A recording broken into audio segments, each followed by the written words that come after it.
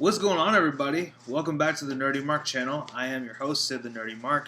This is the NerdyMark Wrestling Show. Now, I didn't do one last week. I really wanted to. I literally had all the pictures downloaded, and I was going to put it on this little slideshow that you see down there, but I didn't do it. And that's because, again, I got busy. I unfortunately, like I mentioned, lost my job due to COVID, and so I've been working on applying for a new job. I've been taking a course on video editing online. I know this should be something to stay safe for in other news, but I'll get more in depth over there. And also, I've been kind of working on other projects, and I'll get more in depth when I do record in other news, which I do want to. I really want to. So we'll do that, and I think I want to keep in other news as an edited format. This will just be streamed and whatnot. So yeah, I literally just made up that decision like right now. Okay, so it is subject to change. With that being said, though, I'm back. I'm here, and I want to talk about some news stuff. We're going to talk about 3 separate news articles. I'm going to give my quick thoughts on the draft that happened this past week. We had it on Friday Night SmackDown, and then this week on Raw. So obviously, we just got through with SmackDown, the first episode of SmackDown, the season premiere, right after the draft. So that's cool. And of course, I know that Goldberg was there, and he actually expressed interest in the Universal title picture.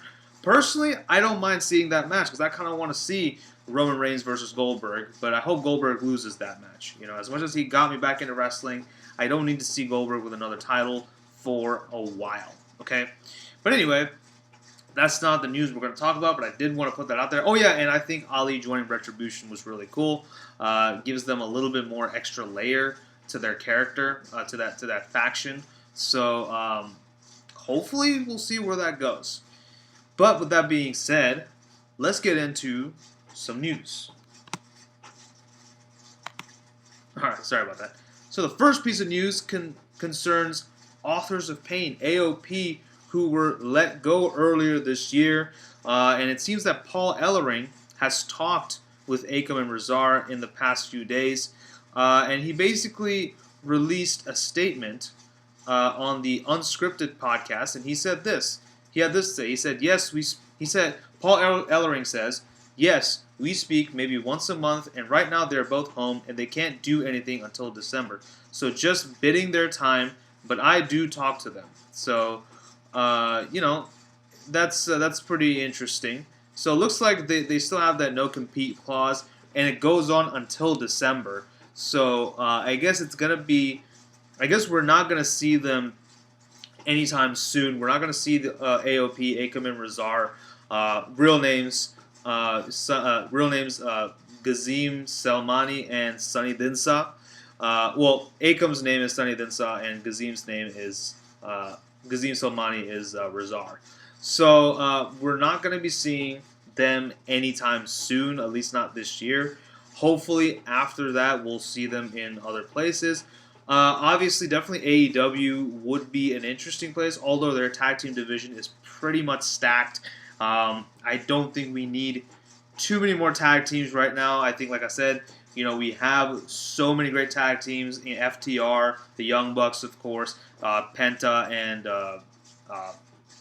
Pentagon and Phoenix, the Lucha Bros, Private Party, Best Friends. The list goes on over there. So, I mean, obviously, even Chaos Project, Dark Order, if you want to count them as a tag team. Well, they are kind of a tag team anyway. So, especially with Silver and Reynolds. I mean, we'll talk a little bit about that this week. I actually really liked Authors of Pain in NXT. I'm a huge AOP fan. I actually have their original NXT t-shirt. Maybe I should have worn it for this video, but that's okay. I have one of their original t-shirts that I still wear to this day on occasion. And I don't know. I just really like them. Obviously, they look like an extremely bulked up version of the Shield, but they were anything but the bulked up version of the Shield. They were a little bit different. And I just thought that it was really cool. When they won, they were NXT tag team champions. They had a really good feud with Sanity, and even with the former Revival, now known as FTR, and obviously with DIY. So a lot of good stuff they did in NXT, and then they came over to the main roster, and sure, they got the tag team titles mainly because Seth Rollins' partner, Jon Moxley, well, back then he was known as Dean Ambrose, betrayed him, and basically it was a handicap match, and they won those tag titles. And of course, they got managed. Paul Ellering didn't manage them when they were on Raw because he didn't want to travel too much, and then they kind of were in obscurity for a little bit, and then Drake Maverick was their manager for some time. They had a segment where Drake Maverick peed his pants. It was weird, Like, I think the AOP's time on the main roster was absolutely squandered. I remember talking about how I wanted them to win those tag team titles, the Raw tag team titles, because they were on Raw, and they never did anything with them, and it was just absolutely disappointing and very sad because Authors of Pain are a fantastic team.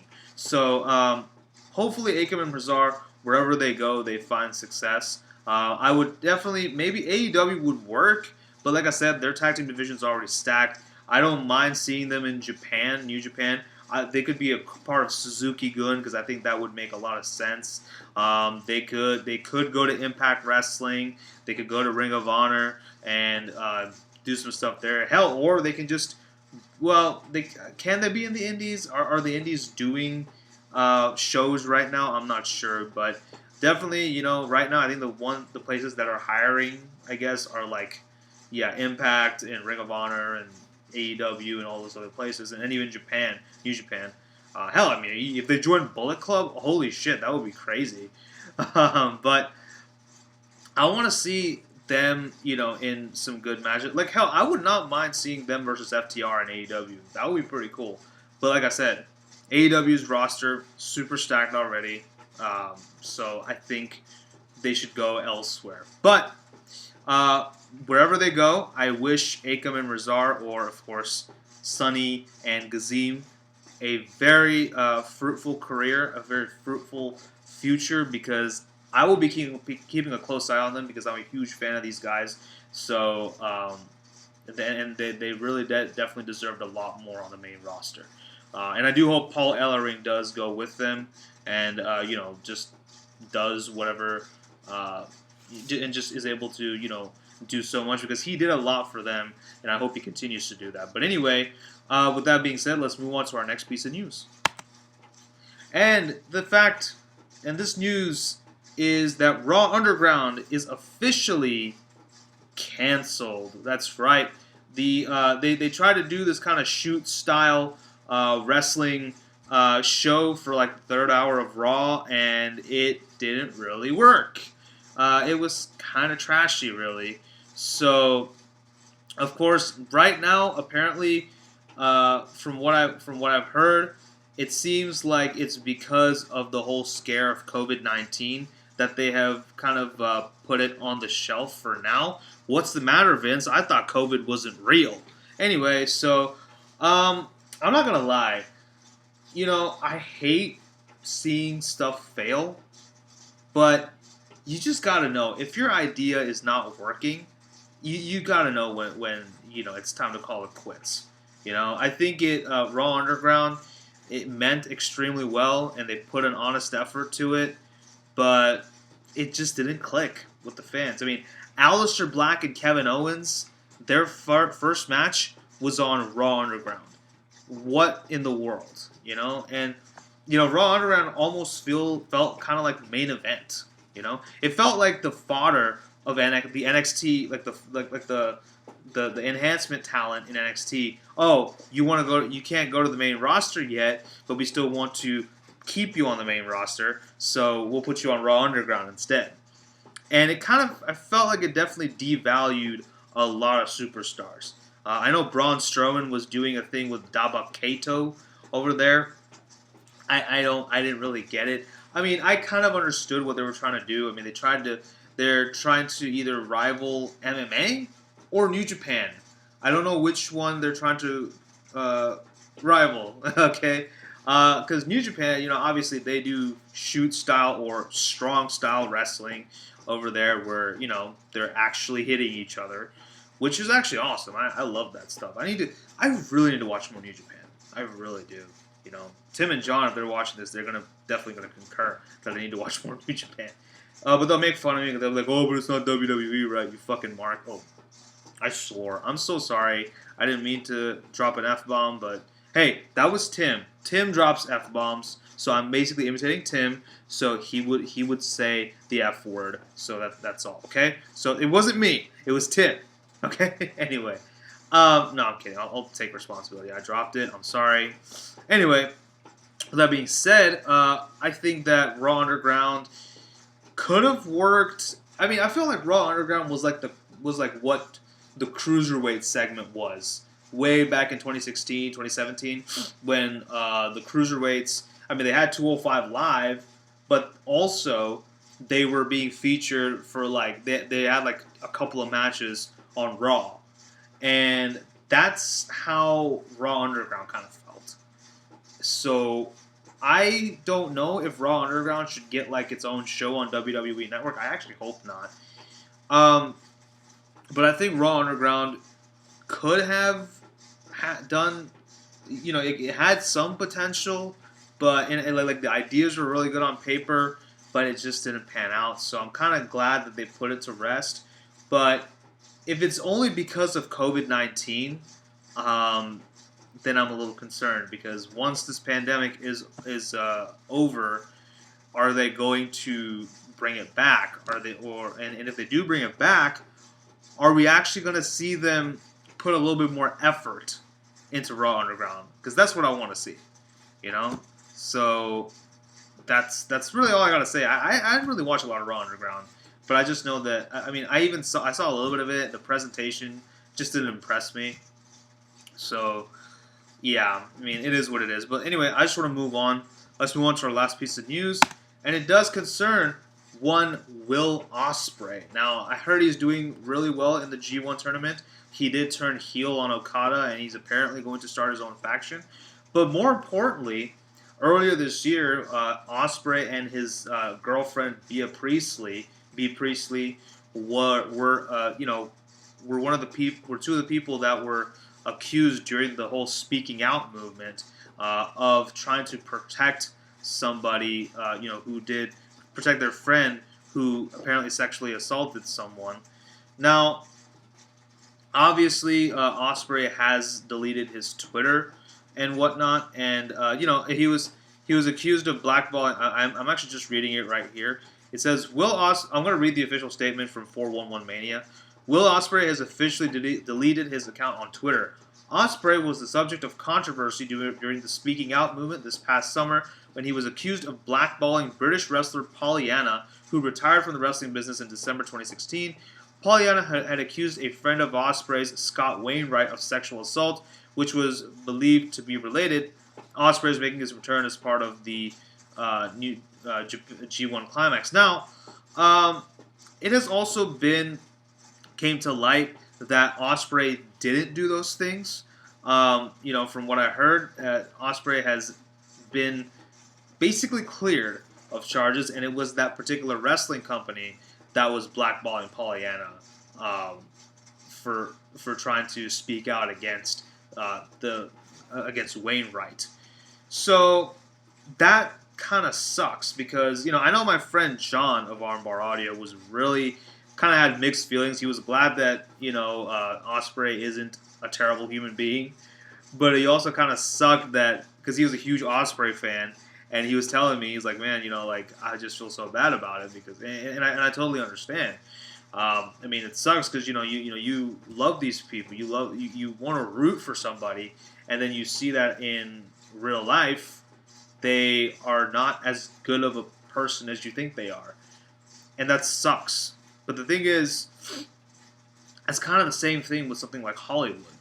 There are so many actors that I like, and then we have this whole thing with Harvey Weinstein and everything going on in Hollywood with all that kind of nonsense. This is kind of like the Harvey Weinstein issue. Speaking Out was the kind of wrestling's version of the Harvey Weinstein issue. And kind of really sucks. It really does. You know, I think that the people who are also using this to get a little bit of fame, like get their 15 seconds of fame or whatever, are just as bad as the people who actually did those unspeakable acts. You know, I said this before when I talked about the whole speaking out movement, but this sucks. You know, I mean, Ospreay was innocent, yet, you know, people accused him. The wrestling company that Pollyanna was a part of blamed Ospreay. They made him take the blame, which is absolutely irresponsible and immature of a wrestling company. I don't understand how anybody could do such a thing. How could you? I mean, how can you not take responsibility for your actions? You know, however bad they may be, you need to take responsibility for them. You know, you messed up, just own it. You know, that's all there is to it. And I do feel terrible for Ospreay, but I do hope he does a lot better in the G1, and I hope that he finds all the success in the world. And by the way, looking at that picture, he's looking fantastic. He's a heavyweight now, and dude's looking jacked. So that's awesome, you know. Looking jacked over there, Ospreay. So, you know, yeah, he's pointing at me, so I'm going to point at him too. Anyway. Yeah, but I do wish Will Ospreay the best of luck in the G1 climax. I will try to catch some of it as much as I will try to catch as much as I can. I don't promise it. I'm not going to promise anything. So yeah, but that's all I really wanted to say on the matter. Let's move on and let's talk about the WWE Draft of 2020, which basically was the season finale of WWE. And of course, we move in to this new season of WWE. Of course, SmackDown. Well, obviously, last Friday was technically the season finale of SmackDown Live. Well, SmackDown on Fox, and now today was the season premiere. As I mentioned, Goldberg and Jeff Jarrett and we're in the Thunderdome, which is awesome. I actually, like I said, don't mind seeing a Goldberg versus Roman Reigns match because I really want to see that match. Like that, I wanted that match. I really wanted that at WrestleMania. And then, of course, Roman didn't want to do it because he's immunocompromised, which, good on Roman for taking care of his health first. But I still wanted to see this match, and I hope we see this match soon. Excuse me. As long as Roman goes over. Just putting that out there. But as far as the draft is concerned, first of all, I think Seth Rollins moving to SmackDown is probably one of the best things that this draft that came out of this draft. I think finally Seth Rollins. Apparently, today we saw that he was picking a bit of a fight with Daniel Bryan, who just made his return after being a father to his new baby boy. Congratulations to Bree and Daniel. And so it looks like they're teasing a bit of a feud. I am really looking forward to that. I really want to see Seth Rollins versus Daniel Bryan in singles action. That will be really good. With, Rollins being the heel and Bryan being the babyface. That's going to be awesome if they do a match like that.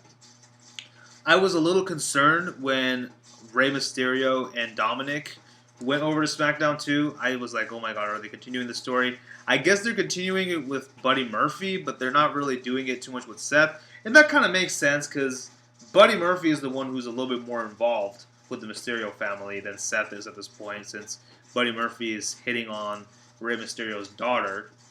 Buddy Murphy is like in his early 30s, and Rey's daughter is 19. Makes perfect sense, if you ask me, for sure. One thing that confused me, why did the New Day take the SmackDown tag titles off of Nakamura and Cesaro and get moved over to Raw? And the Street Profits come to SmackDown and they exchange titles. Couldn't you have just had a title unification match? And then whoever won that match, the tag team titles just go over to that brand. And then you have an insert, because, all these matches are, now we're not doing, a SmackDown exclusive pay-per-view or a Raw exclusive pay-per-view anymore. luckily, thank God, we're doing, all pay-per-views are coming together and all that good stuff. Why don't you just have that, the tag titles? I've been saying this for a long time. In WWE, the tag team division, since it's being split by 2 separate shows, the tag team division feels extremely empty.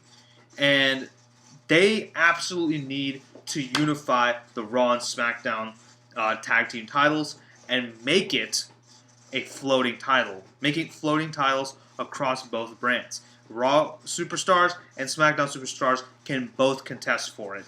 That's how it should be, But of course, that makes a little too much sense for WWE now, doesn't it? So I mean, of course, then they split up the New Day. They split Big E from the New Day. They kept him. They moved him. They kept him on SmackDown. Moved Xavier and Kofi over to Raw. So they're going to just be a regular old tag team now. They're no longer going to be a trio. I don't think you need a third. I mean, I think it sucks that the New Day broke up, but I think also it's about time because they've kind of done everything they can as a tag team. Like Big E, I really am happy that he's getting a singles run. I kind of don't mind if he wins the Royal Rumble this January. If he wins the Rumble, I'd be very happy, So yeah, let's see what happens. I mean, I think Big E going with a singles run, his feud with Sheamus was pretty cool. And I think that he's going to do good stuff. But of course, they didn't really need to break up the New Day for that. Like, that's just my opinion. But I find it interesting that, still Kofi and Xavier are on Raw, and just by virtue of both of them being champions, they just decided, okay, let's switch titles. I mean, so you couldn't give them a match? Like, that would be a good... New Day versus Street Profits is one of my dream matches. Although, now that the New Day, or not New Day, the Street Profits are on SmackDown, once Jimmy Uso is cleared to go, I think after his feud with Roman, Jay and Jimmy need to go back and contest for the SmackDown tag titles, and they need to face off against the Street Profits. That's a match I really want to see. Street Profits versus the Usos. That's going to be really good. So, anything else that I wanted to talk about with the draft? I think, what else is there to talk about with the draft? Like any other specific ones? I'm just kind of looking at all the draft picks that happened. The Fiend has moved over to Raw along with Alexa Bliss, which is cool. I'm okay with that. They split up Heavy Machinery, so Otis is on SmackDown and Tucker is going to be on Raw. Mandy Rose has been moved to Raw. That's okay, whatever. I think that it's not a terrible thing, really. Oh, yeah, Kevin Owens got moved to SmackDown, which is cool. Apollo Crews is on SmackDown now, so Ricochet is pretty much all by his lonesome because Mustafa Ali is part of Retribution. Cedric Alexander is part of the Hurt Business. Apollo Crews is on SmackDown, and now poor old Ricochet. Seriously, just move him back to NXT for God's sake. Seriously, just move him back to NXT. Anyway, I think he should have been given a little bit more time with the North American title, and eventually the NXT title. Oh, you know what? Finn Balor, when he gets healed up, we'll talk about that too, versus Ricochet. That's a match I really want to see.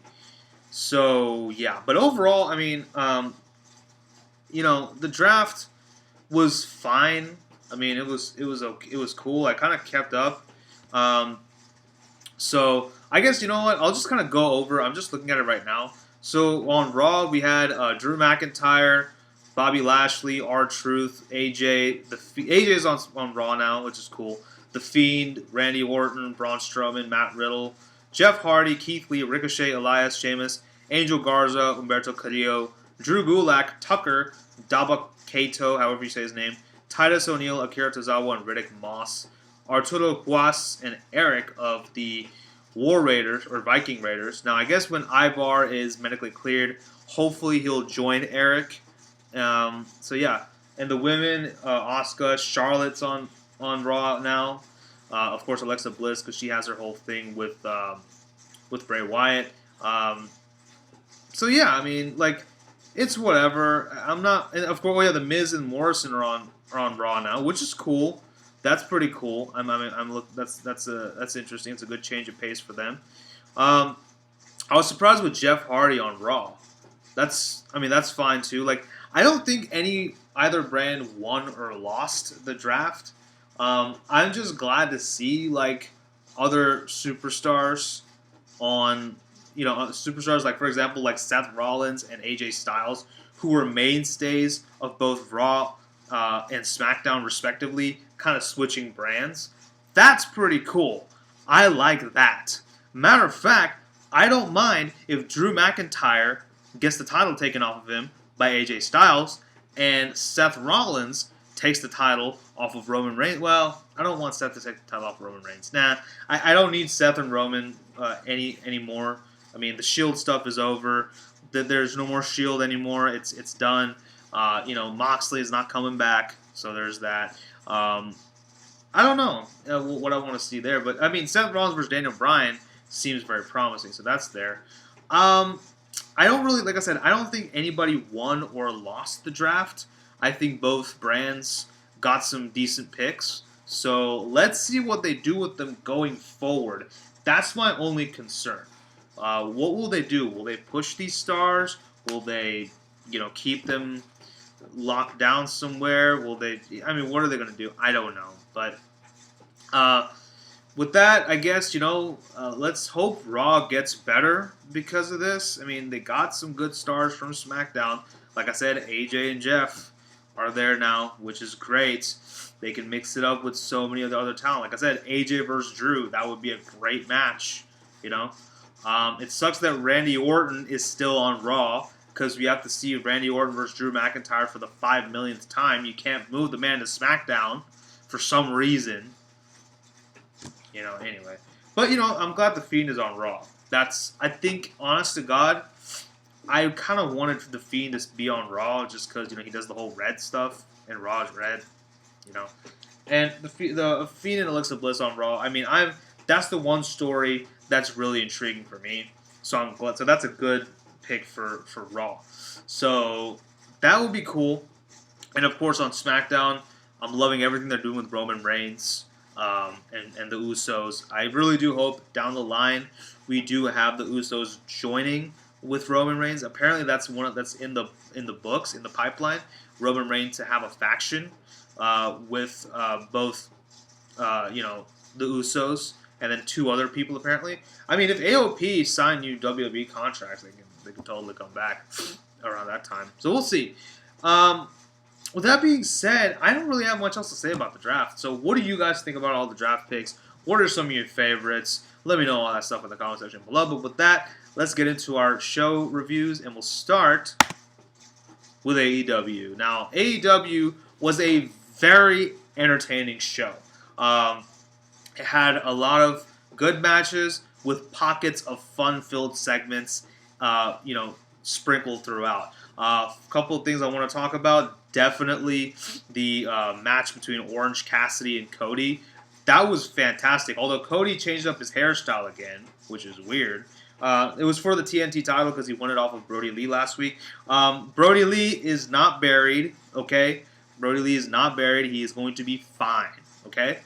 Brody Lee is, he's fine. He's fine, okay? Don't worry. And I don't know why people are thinking Cody is acting like Triple H, even though he's put over MJF. He's put over Darby Allin in their first match together. He's put over so many other people. Well, not so many. Well, he put over Brody by dropping the title to him, by being squashed, essentially. So I don't understand how Cody is like Triple H, for example. I don't really get it. That's just me, though. So, and I think this is kind of Cody. I think much like how Miz is very much become synonymous with the Intercontinental title on WWE, I feel like Cody wants to be synonymous with the TNT title. And I can kind of respect that because Cody now is basically putting a benchmark for future champions, and that's pretty cool. I actually am okay with that. So, Orange Cassidy versus Cody was a really good match. It went 20 minutes and it ended in a draw, and I'm okay with that. I really am. So, and in 2 weeks they are going to do a rematch. So, does that mean Cody's not having a match next week? Is my question. Is he still doing the Open Challenge? I don't know. But it looks like Cody versus Orange Part 2 Electric Boogaloo is on for the next 2 weeks. And then, of course, at Full Gear, we're going to get Darby Allin versus whoever for the TNT title. I believe it's the first time the TNT Championship is being defended on a pay-per-view. That's pretty exciting, if you ask me. Another great highlight of the show was the segment between Chris Jericho, the Inner Circle, and MJF. Jericho, obviously, Sammy finally got the jacket from MJF, but it's too damn big for him. That was fun stuff.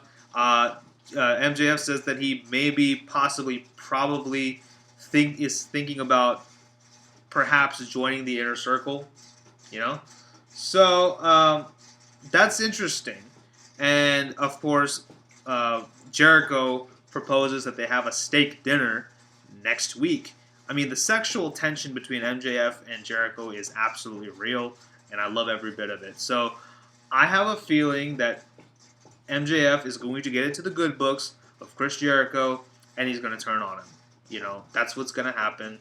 I think he's going to kick. I think Sammy Guevara is definitely getting kicked out, and he is going to kind of do his own thing, frankly. So, and I'm okay with that, honest to God, because Sammy Guevara also, it was revealed that Sammy attacked Matt Hardy. He said it was me all along.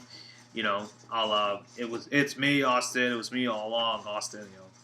That was there. But it's pretty cool. I mean, that kind of makes sense. So the feud between Sammy Guevara and Matt Hardy is far from over.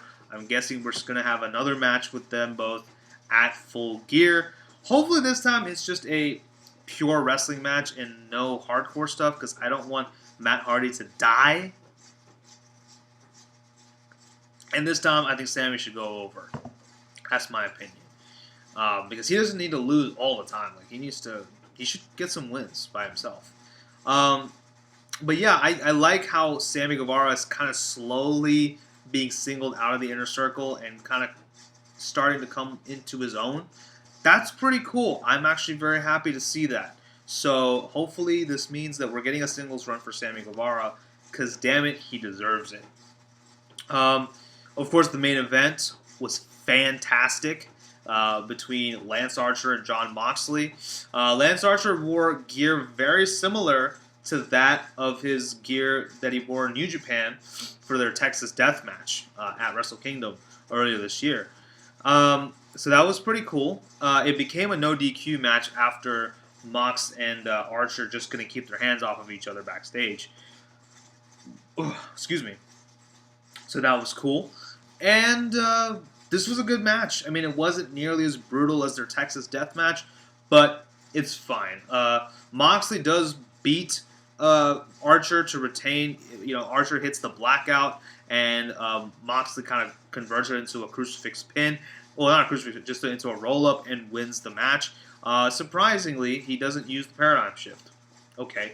Eddie Kingston came out after that and basically helped up Moxley after the hellacious match. Looked like he was gonna, be all friendly with him, but then, boom, just attacked him and applied a rear naked choke on Moxley, basically because he never tapped out on their match. So it looks like the feud between Mox and Eddie Kingston is going to continue. Of course, they do have history back since 2009, back when Eddie Kingston was known as Homicide. See, I know my facts. So that's pretty cool. I am really looking forward to that match again. Hopefully at Full Gear we get that too. I'm guessing it's going to be a no holds barred or no DQ stipulation. Some sort of thing. Maybe it's going to be a submission match. Who knows? I'm thinking it's going to be a submission match. That's what I think. It's going to be a submission match or an I Quit match. It could be one of those. Speaking of which, I'm actually really excited for Roman Reigns versus Jey Uso Part 2, the I Quit match inside Hell in a Cell. That's going to be awesome. Anyways, if it's anything like the I Quit match between The Rock and Mick Foley, it was, I'm probably going to be in tears. Okay? Anyways, that's besides the point. But AEW, solid show this week. Really excited to see what happens next week. But with that, let's move on to NXT. Also a pretty good show. I would say that, well, we'll talk about what I thought thought I was better. But I thought, obviously, Dexter Lumis versus Damian Priest for the North American title. Really good match. Looks like they're continuing to start a feud between Lumis and Cameron Grimes. Actually, hold on. Let me go back to AEW real quick. I had to mention Lance Archer has new theme. I'm not sure how I feel about it. It's going to take some while for me to get accustomed to it. I mean, it still has vocals and whatnot, but I really miss I really miss the Everybody Dies. Like, that was a damn good theme, and it really fit Lance Archer. I don't know why they changed up his theme. Whatever. Anyway, back to NXT. Speaking of people with new themes, Ember Moon has a new theme as well. I actually don't mind it because her last theme had vocals, and they still kept the vocals for this theme, which is good. Although I'm gonna miss the whole Ember sparks the fire, that whole line. I'm not gonna sing it, but you know what it is. They're building up to Halloween Havoc in 2 weeks, so that card is starting to take shape. I'm predicting we're gonna get Tommaso Ciampa versus Velveteen Dream because of a segment where he saw his match against Kushida and Dream interrupted, and all Ciampa had to say is, Dream's a dead man, or he's gonna die, or something like that. I was like, oh my god, And yes, I do hope Dream dies. That's what you get for grooming kids. Anyways, so again, I'm not letting that go. I'm sorry, I'm not letting that go at all. Anyways, so that was pretty cool. The Johnny Gargano versus Austin Theory was a fantastic match. Really good stuff between both men. Of course, Gargano picked up the win with the final beat or final heartbeat, whatever it's called. That was fine. Candice LeRae also was taking on the host of Halloween Havoc, Shotzi Blackheart, and it was a weird, interesting announcement. But it's like, we're gonna find out who's gonna go to Halloween Havoc, and I'm like, win or lose, Shotzi Blackheart is going to Halloween Havoc because she kind of sort of is hosting. So that was a weird call by, I think, Vic Joseph. Anyways. But it looks like there's still something developing between the Garganos and Indy Hartwell, as Indy Hartwell gave Candice LeRae a pair of brass knuckles, well, not a pair, a pair of brass knuckles, and she hits Shotzi with it and wins that match, and then of course she hides it from the referee as he raises her hand. That was pretty cool, very crafty by one Ms. Candice LeRae, the Poison Pixie, and whatnot. So I'm really looking forward to see what they do with that. I also, they also have a medical update for Finn Balor, who had to go surgery in his jaw. That sucks, man. That sucks. And apparently he will be off TV for a few weeks. They said 3 weeks on articles. I really hope it's only about a few weeks. I hope it's no more than a month, honestly, because if Finn Balor has to vacate this title, man, I'm gonna feel bad for him. Like, that sucks. Okay, the man won the universe. But why is it that when he always wins a big title, when he seems to be winning a big title, he's always getting injured? Universal title, he vacated it 24 hours later. NXT title, he gets injured. Oh, even before him, Karrion Kross, when he won it, he got injured, and now we're probably not gonna see him until middle of next year. That's just sad, I really want Finn Balor to return soon. I wish him a very speedy recovery, so that's there. I think that Halloween Havoc, though, like I said, shaping up to be really good. Kind of sucks that we're not gonna be there in time for obviously Finn is probably not gonna be at Halloween Havoc, so the main event is gonna be the North American title. being defended by Damian Priest against Johnny Gargano again. Io Shirai versus Candice. This is like the third match they're going to do. So that's going to be interesting. No, this is the fourth match that they're doing. So that's going to be cool. I'm really looking forward to it. Although I still don't want Candice to take the title off of Io. I want it to be Ember, because she freaking deserves it. We're also going to get Raquel Gonzalez versus Rhea Ripley. Great match. That's going to be a good match. I will say NXT overall was a solid show, but the thing is, they continue to promote Halloween Havoc. You know, that's the thing. What I talk about even with films, it wasn't contained within itself. You know, it was more building up towards something else. Like, for example, perfect example was like in movies, Batman v Superman: Dawn of Justice. Ended up becoming a 2.5-hour trailer for Justice League. And NXT this week kind of felt like a 2-hour trailer for Halloween Havoc. You know, Halloween Havoc, yes, it's happening. Great. I'm excited. But why is it that we're not showing too much importance to the show at hand? Halloween Havoc is going to come. And I'm excited, but right now, let's focus on NXT. Let's focus on this episode. Right? So, anyway, but yeah, I guess I'll mention it. I forgot to mention it. So, the main event was Loomis versus Priest. Loomis, of course, got attacked by Cameron Grimes, but the ref wasn't looking.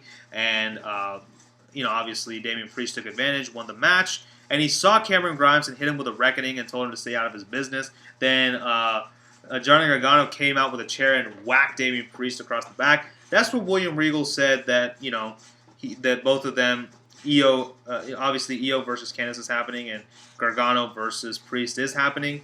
And then that's when Shotzi Blackheart came out and she announced, spin the wheel, make a deal, a classic Halloween Havoc trope. So let's see what kind of match we're going to have next week. And obviously Johnny Gargano in an interview said that he hates wheels. So how do you drive your car, buddy?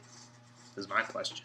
Anyway, overall, like I said, NXT, fine show, but continue to basically show more importance to a show that hasn't even happened yet. So that was a little bit disappointing for me. So this week, I'm going to say AEW was the clear winner of this week. But let me know what you guys thought about both shows in the comment section below. Thank you all for watching another episode of the NerdyMark Wrestling Show. I'll be back soon with other news. I think there is a lot of good, juicy gaming and comic book and anime news coming out, and I'm very, very excited to bring that to you guys. So with that being said, thank you all for watching, and I'll see you guys next time. Don't forget to like, share, and subscribe. Follow me on social media. Tell your friends about the Nerdy Mark. And yeah, that's it.